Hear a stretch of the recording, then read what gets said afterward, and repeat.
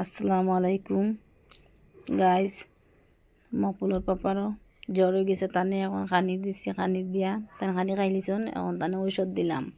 তাই মোবাইল দেখার পরে টান ওষুধ খাইবা। আমি তো গড় মুছিছি আর এখন কাপড় তুলতাম।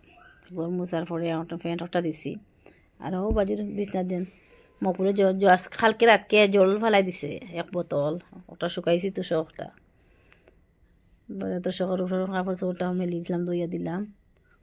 বড় ছেলে হেয়া বহুত মোবাইল দেখে কানে খাইতো, একটু পরে কানে খাইব।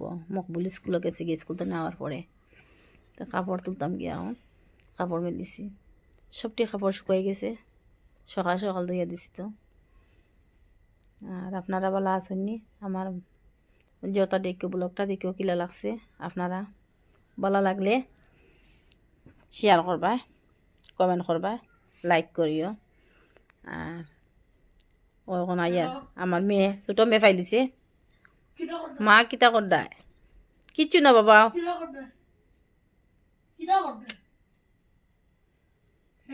ও তাই আমার লগে যাইতো গড় কইছে আ বাবা আমার লগে চলো,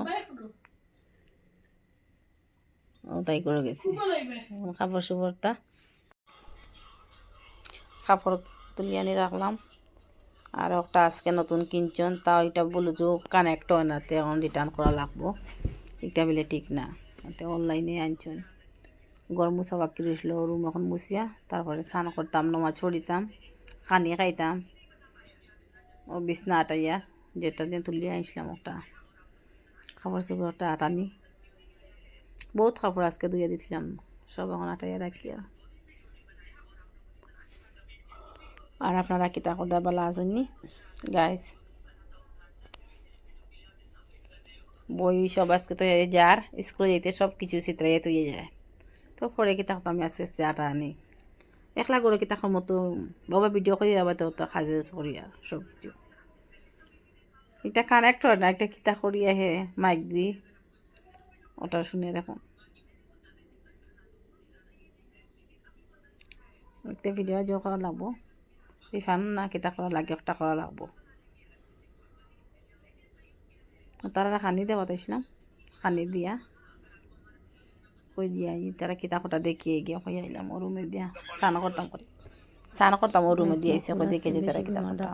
মকবুলের তো খুব বেশি খাসি জ্বর হয়ে গেছে, তারে এখন ডাক্তারও যাইতাম, ডাক্তারও নড়িয়ে গিয়া ওটা দেওয়া লাগে, তার খুব বেশি খাসি এলে গিয়া।